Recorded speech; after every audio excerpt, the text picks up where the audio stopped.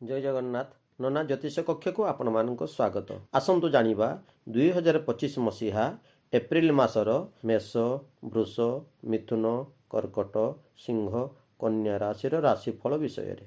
प्रथमे जानिबा मेष राशि विषय। पारिवारिक जीवनर निजर व्यक्तित्व अक्षुण्ण रखिबा फल नाना बाटरे विरोधी माने आपणक सामना को आसी पारिबे नाही। नूतन व्यवसाय आरंभ करिवे, व्यवसाय विस्तार लाभ हेबो, सामाजिक स्तर रे ख्याति हेबो, धर्मानुष्ठान दिगरु प्रेरणा मिलिबा जुगे दृढ़ आत्मविश्वास द्वारा समस्त बाधा विघ्न को अतिक्रम करी आगको बढ़िबार योजना सफल हेबो। बंधु मित्रंक सहयोग, प्रेरणा और आर्थिक सहायता रे सुख समृद्धि वृद्धि हेबो। विरोधी माने आपणक सामना को आसी पारिबे नाही। कोनोसी नूतन कर्म करबा को चाहुथिले सेथरे आपण सफल पाइबे।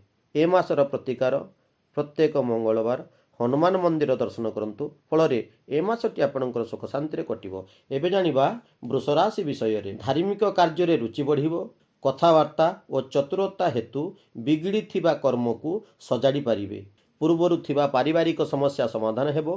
व्यवसाय रे उन्नति करी आशातीत लाभ पाइबे। सहकर्मी मानक सहयोग और उपस्थित अधिकारी को प्रिय भाजन हेबे। कौनसी महत्वपूर्ण व्यक्ति सहित भेट हेबो। प्रियजन माने आगको बढ़िबारे साहाय्य करिवे। धार्मिक कार्य रे रुचि बढ़िबो। कथावार्ता और चतुरता हेतु बिगड़ी थिबा कर्मटिकु सजाड़ी पारिबे। समय अनुकूल जुगे कार्य क्षेत्र रे शत्रुबाधा दूरेई जाई जस सम्मान बढ़िबो। ऋणरू मुक्ति मिलिबो। प्रतियोगी परीक्षा अथवा विभागीय परीक्षा रे उत्तीर्ण हेबे। कर्म क्षेत्र रे गठनमूलक प्रस्ताव देई प्रशंसित हेबे। पिला माने पढ़ापढ़ी रे पछेई जिबे। नारी माने प्राधान्यता लाभ करिवे। ए मासर प्रतिकार प्रत्येक शुक्रवार शिव मंदिर दर्शन करंतु। फल ए मासटी आपणकर सुख शांति कटिबो। एबे जानिबा मिथुन राशि विषय रे। शुभ कार्य पई अर्थ व्यवस्था करिबा को पड़िबो। शरीर सुस्थ रहिबा सह मानसिक दुश्चिंता दूरेई जिवो। विरोधी माने दुर्बल होई जिबे ओ परिवार रे शांति वातावरण देखा देबो। घरोई संस्थार कर्मक्षेत्र रे साहाय्य सहयोग पाई कलबल खटाई निजर स्थान को कौनसी मते दृढ़ रखिबे। प्रेमिक प्रेमिका माने प्रेम क्षेत्र रे सफलता लाभ करिवे। धन संपत्ति पर ध्यान केंद्रीभूत हेबा फल समस्त बाधाविघ्न दूरेई जाई जस सम्मान मिलिबो। बंधु मित्रंक द्वारा महत्वपूर्ण कार्य संपन्न होई कार्यस्थिति रे सुधार आसीबा फल नुआ योजना अनुसार कार्य आरंभ करिवे। दूरयात्रा करने को बाध्य हेबे। शिक्षा क्षेत्र रे मन लगेइबे। नारी माने नीरवता पालन करिवे। पिला माने पाठ पढ़ारे सुफल पाइबे।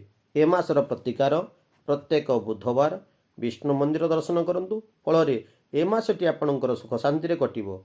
एबे जानिबा कर्कट राशि विषय रे। निज परिश्रम रे सफलता पाइबे। आनुष्ठानिक काम हासिल करिबा सकाशे बंधुंक साहाय्य उपरे निर्भर करिवे। नुआ सुजोग मिलिबा हेतु उन्नतिर पथ सुगम हेबो। पारिवारिक क्षेत्र रे नुआ संपर्क सृष्टि हेबा फल अधा थिबा कार्य पूर्ण हेबार संभावना अछि। गृह रे शुभ कार्यर आयोजन करि पारंती।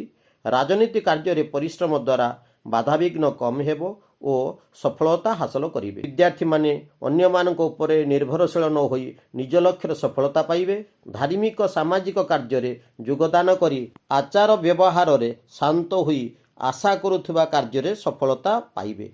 नारी माने दुष्ट प्रकृति हेबे। पिला माने पाठ पढ़ारे प्रशंसित हेबे।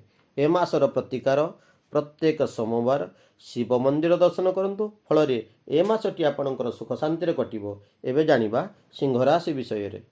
मानसिक शांति अनुभव करिवे।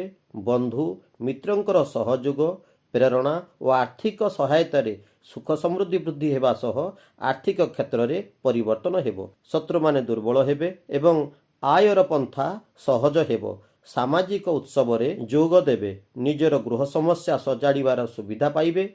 जागा जमी गृह संबंधी समस्या सहजर समाधान हेबो। पारिवारिक क्षेत्र रे स्वार्थ प्रवृत्तिर शिकार होई संपर्कर मधुस्वाद पाइबा सह आयर स्रोत वृद्धि हेबो।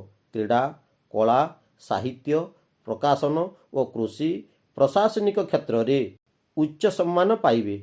नेइथिबा लुक किंबा नेउथिबा लुक ଏବଂ ସାହାଯ୍ୟ କରିଥିବା ଲୋକଠାରୁ ସମସ୍ତ ଅର୍ଥପ୍ରାପ୍ତି ହୋଇଯିବ।